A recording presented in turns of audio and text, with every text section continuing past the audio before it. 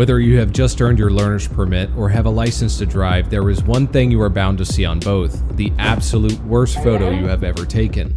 Barreling down your roads, you are likely all too familiar with the frustration and panic that sets in when the light at the intersection you are approaching turns from green to yellow. As panic brews in your chest, you start to calculate the risk-to-reward ratio of attempting to speed through the light, factoring in the likelihood that a cop is waiting to write you a ticket in the event that it turns red. Like a lion awaiting its oblivious passing meat snack. Behind the simple yet effective invention is the life story of a man who many have never even heard of, despite him being the creator of several patents that we use in our daily lives.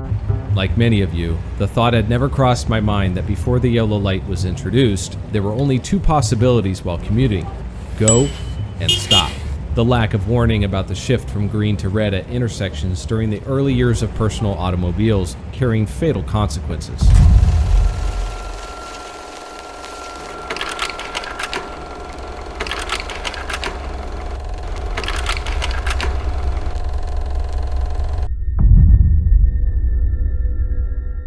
Such a horrific event was the sole reasoning and origin of the creation of this technology by one of American history's tragically forgotten inventors and brightest thinkers, a man many have even called the Black Edison, although I personally refer to him as a real-life Tony Stark, a modern-day superhero, Mr. Garrett A. Morgan.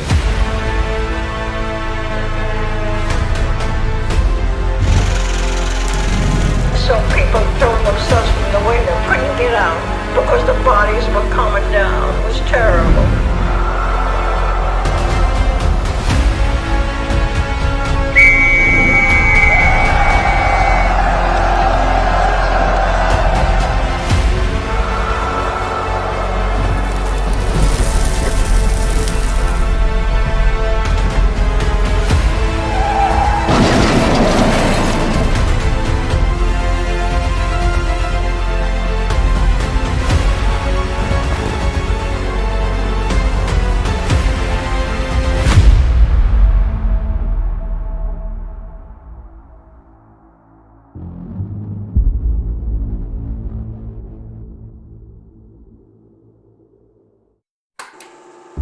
At first glance, you will notice that Mr. Morgan has a determined and intense look about him, and to say that his life story was incredibly rich and rewarding would be an understatement, but it wasn't given to him. He worked for it from a very young age. And to fully appreciate the accomplishments in his life, we need to establish some context. Garrett was born March 4th, 1877, in Paris, Kentucky, to parents who were former slaves that were very aware of their new opportunities which awaited their free family. They knew the value of the American dream and wasted no time in teaching their son Garrett as much as possible, likely instilling in him a stellar work ethic and positive mindset that would propel him to success throughout the course of his life. Unbeknownst to them, he would become one of the most successful and accomplished black inventors and businessmen to this day. Growing up, Garrett attended grade school, but ended up dropping out and pursuing a life of work early on. He started out working as a handyman for a wealthy Kentucky landowner, where he learned various problem-solving skills, including how to repair tools and simple machines while on the job. You see, back in the 1800s, he couldn't just Google it, go to Reddit, or watch a YouTube tutorial, or even FaceTime anyone to figure this stuff out. He relied solely on his own experiences, intuition, and the training that his parents gave him. After a few years of hard work, Garrett sought out other working opportunities and made the move to Cleveland, Ohio, landing a job where he found himself learning how to fix sewing machines. While working on various types of machines for several companies, he noticed the belts that snaked through them were repeatedly an issue. They would often loosen, rendering the machine useless, until a new belt was fed through and secured in place, the process costing the businesses time and money. The gears in Garrett's mind began to turn, and out popped an idea of a belt fastener to improve their efficiency. He realized his idea, which he put into action, solved a real-world problem with potentially high demand. Who wouldn't want their belts tightened, especially if it could save time and money on existing inventory? After seeing the novelty of his new invention, as well as a serious money-making opportunity, he set up shop, performing the repairs and upgrades to existing machines. Garrett's consistent work ethic awarded him the ability to purchase a house in his first year doing business, an incredible accomplishment in the days of no internet marketing or social media, especially as a first-generation free man and his family. The only explanation for his viral success being that Garrett was no couch potato, and neither were his parents, and their newfound freedom did not mean anyone was going to give them wealth and success to their children on a silver platter, but they were free to take action to secure their new future. Their happiness and success in this life was totally up to them, and the clock was ticking each day. Garrett, motivated by his first successful invention, wasted no time and continued to innovate. For his next trick, he remained in his newfound niche and came up with an attachment that would allow a sewing machine to stitch a zigzag pattern, which may not seem so special today, given that one can go to any store and purchase a sewing machine for around $50 with about 10 to 20 different stitching patterns. But remember, this was back in the day, when computers didn't exist, digital didn't exist, and everything was wood, glass, rubber, pewter, and steel. Life was much harder and unforgiving compared to today. Garrett was really gaining momentum and starting to bring the American dream to reality for him and his family. Mr. Morgan soon married a Bavarian seamstress and had 3 sons. Further expanding his entrepreneurial reach, they set up a clothing company and employed a few dozen employees. Things were stitching along nicely, and Garrett seized another golden opportunity when he noticed the friction caused by sewing needles would often leave burn marks on clothing. His machines were a little too efficient, you might say. Garrett wasted no time and proceeded to investigate solutions in his workshop, testing various chemicals in an attempt to reduce this friction.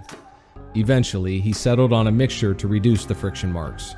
To his surprise, however, not only did his chemical salve do the job, but it helped to straighten out the fibers in the cloth material being sewn, and after asking his neighbor politely, proceeded to lather up their puppy with this new miracle liquid.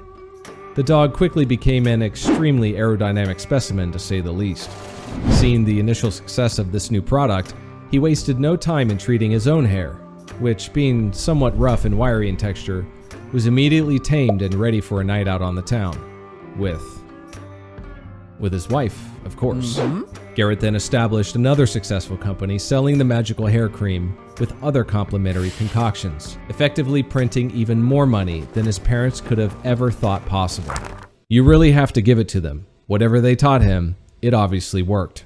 Mr. Morgan now had plenty of cash to work with in pursuing whatever new ideas came to his mind. One of those being the result of a tragic event that happened in 1911. That year seeing a terrible tragedy for about 140 of the workers of the well-known Triangle Shirtwaist Factory fire. I saw the fire in the tables where they were all filled with lingerie material, you know, and that come up in a flame. When I saw that, I ran out. I went to the door we go out with, but the fire was there, so I went to the door that was closed. I didn't know that was closed. I went there and I found the door closed. I just stood there till they opened it. 40 people going down the steps. We all tumbled one right after another. And I saw people throwing themselves from the window. And as soon as we went down, we couldn't get out because the bodies were coming down. It was terrible.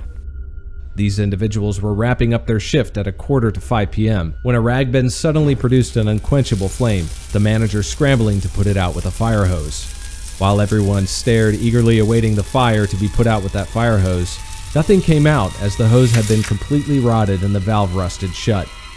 Panic ensued, and everyone rushed to the elevator, which would only hold about 12 people at a time. The elevator operator rushed to get everyone out of the building, but was only able to make a total of 4 trips when the elevator eventually broke down. As the fire continued to grow, smoke quickly filling the factory, some of the women left behind made an attempt to jump down the elevator shaft to escape to safety, but tragically perished at the bottom, as it was too steep of a drop. People escaped to the rooftops, and other individuals afraid for their lives started jumping out of windows to escape the searing heat and deadly smoke, falling on fire hoses, disrupting the rescue attempts and dying in the process. Some died in the stairwell, being overcome by the heat and smoke which filled their lungs, because the door to safety at the bottom was unfortunately locked. When rescuers attempted to catch some of the jumpers in a net, too many jumped at once and tore through the net to their death. It was one of the most horrific scenes in early American industrial history and may help one to appreciate the existence of modern-day fire codes and safety regulations. In less than 20 minutes, 49 workers lay dead from burns and smoke inhalation. 36 were found unresponsive in the elevator shaft, 58 had jumped to their doom. Those fortunate to have survived the fire initially weren't so lucky, as they would later succumb to their injuries. This event was so shockingly terrible that Garrett was deeply moved to develop a new technology, in part due to his ownership of a garment business and his oversight of dozens of employees. He felt personally responsible and liable for each one. The thought of a fire destroying his business and the knowledge that he was smart enough to come up with something to prepare for such a situation likely weighed heavily on his mind. He must have felt a personal responsibility to do something about it. In 1914, he secured the patent for what he called a safety hood, and later referred to it as his breathing device, which functioned as an early type of gas mask designed for firefighters to be able to brave the deadly walls of smoke like those that filled that burning building of the Triangle Shirtwaist Factory. The mask enclosed the head of the wearer and featured 2 eye holes. The device took advantage of basic physical principles of smoke. Anyone familiar with the concept of stop, drop, and roll fire safety training will know that one should keep their head as low as possible in a smoke-filled, burning building to increase their chances of survival. Without turning this into a science video, let's just say that smoke and fumes tend to rise due to being hotter than the cooler regular air that seeks the lower part of a room.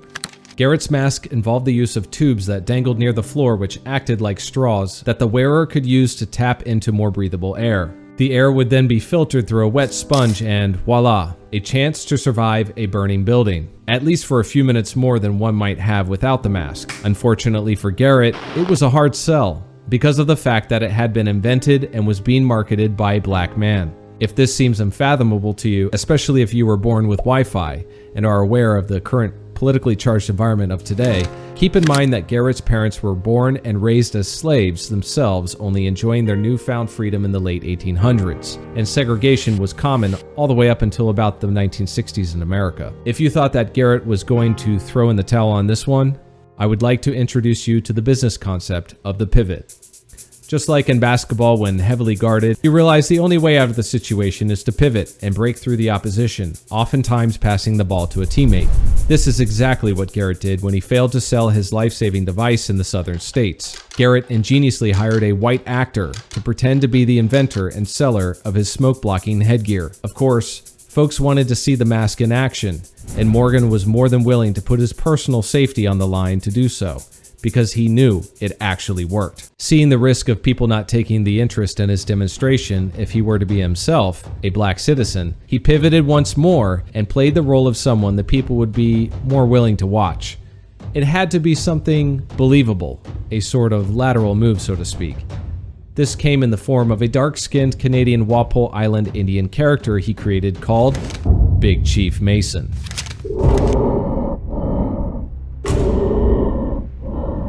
A tent would be filled with poisonous, noxious fumes ranging from tar to formaldehyde, and he would don his mask before entering, a man risking his own health and safety to put his technology to the test.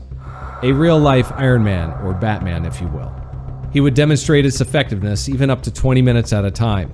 Because of Garrett's decision to adapt to the circumstances and the greater acceptance of his Indian character he played, the sales pitches were successful, and many were sold to fire departments, hospitals, factories, and other industries. Garrett was truly a genius, unstoppable, like the Terminator, solely focused on his goals, a real-life comic book type hero. It wouldn't be long after he started selling his safety hood that he would have the opportunity to actually demonstrate its utility in a live, unfiltered scenario in front of onlookers and bystanders.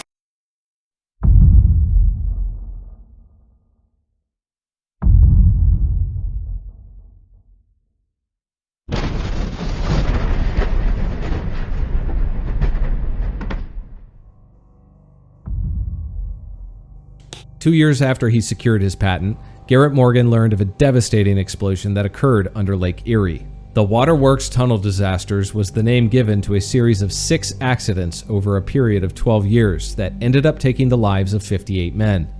When people to this day and age try to argue that men are useless, they can thank men in the past for dying so they can have things like running water in their cities.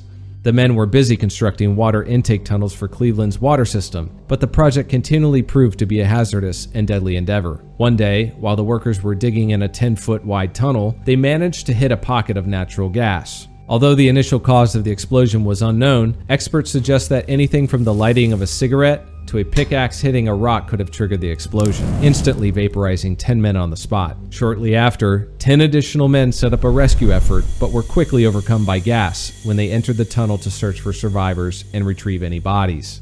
Knowing the once-in-a-lifetime opportunity that presented itself and putting two and two together, Garrett Morgan arrived on scene with his brother after police accepted their offer to help with their novel invention. And like Batman and Robin, they donned their safety hoods and proceeded to successfully rescue 2 of the men and recover 4 bodies of those who had passed away. The 2 men were committed to go deeper into the tunnels, but were stopped from attempting to rescue or recover anyone else by the authorities from the U.S. Bureau of Mines, who deemed their situation too dangerous. After all, the masks' effectiveness were being pushed to their limit in this case, and the authorities didn't want any more victims in what was already considered a horrific tragedy. Word spread of Garrett and his brother's heroics that day thanks to their novel life-saving breathing apparatus, but their accomplishment was somewhat unpopular and short-lived due to the fact that they were both black. However, Garrett would have the last laugh.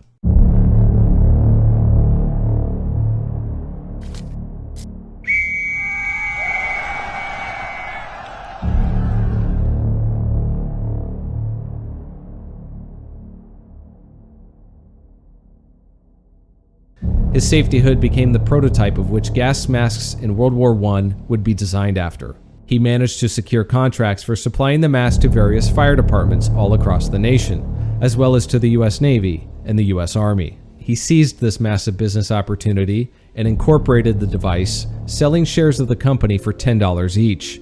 All of the investors who got in at that initial price would eventually realize 25 times gains as the value of each share reached a whopping $250. I hope that math is correct. If not, I'll never hear the end of it, I swear. Garrett enjoyed a life of wealth and success, given the odds that were stacked against him at that point in American history. He was constantly reminded of the fragility of life and continued to look for opportunities to make the lives of those around him just a little safer, a little bit better. The next taking place in 1923. Having been successful with his previous businesses and inventions, Garrett was able to purchase a car. At that time, the streets were full of bicycles, cars, streetcars, horse-pulled wagons, and pedestrians that featured legs with minds of their own, walking all over the place. City streets were chaotic, and everyone was adapting to the hustle and bustle of the roaring 20s. On these streets, there were only stop and go signs, which were switched manually. One day while driving, Garrett witnessed a horrific car accident. It led him to come up with a warning sign, which later became the yield portion of the 3-signal traffic light. His design was a simple T-shaped pole with 3 settings. It could be set to half-mast as a warning at night, which eventually evolved into the yellow lights you see today. He sold the rights to his invention to General Electric for $40,000, equivalent in purchasing power to over $700,000 today. There were so many other things that Garrett accomplished not only for himself and his family, but also early post-slavery Black America, and this video only scratches the surface.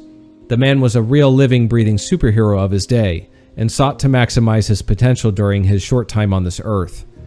Thanks to his patents, we get a chance to slow down, develop gas masks to save lives, and improve the efficiency and technology of early sewing machines. Thanks to Garrett A. Morgan, we have a prime example of stellar work ethic and coming out of whatever circumstances or background to pursue the ultimate dream of wealth and success, not just limited to Americans, but to anyone on this planet. He showed us that we are practically swimming in a world of opportunity, if only we have eyes to see and a desire to take action, not giving in to minor setbacks. He was truly an unstoppable force of entrepreneurship and invention, an almost forgotten inspiration for anyone creating and marketing their own products. I highly suggest you look more into his life story. Inventors and their stories inspire me, as it has always been my dream to create things from my imagination that others would find useful or interesting. We all have the ability to grow our creative potential, which takes a great deal of time to do. So stop waiting and get to it. We feel better when we are creating things. I enjoy creating 3D printables like this toilet paper suppressor, which eliminates the tumble that those paper rolls tend to make, allowing the user to drop last night's dinner in near silence, sparing embarrassment from others hearing the flopping toilet paper roll. One of my first designs was a 3D printable holster for the MetaQuest 2 controllers, and after seeing my idea come to life, I was hooked. Join me on my journey of exploring the successes and failures of inventors and product designers, as well as attempting to create our own 3D printables here on this channel. I have released several of my Halloween printables for this year on my website and on Cults 3D, which you can find links to in the description of this video. Any and all support from those directly fuels my work as a self-taught 3D modeler and artist, which help me to produce more printables for you and create more time I can dedicate to honing my skills, which I plan on sharing with you all in the near future. It will also help me slow the aging process so you can enjoy this mug for years to come. After all, it's just me on this channel, there's no one else. Thanks for watching, and until next time, this has been Kimchi Robotics. Never give up, keep dreaming, and stay grounded.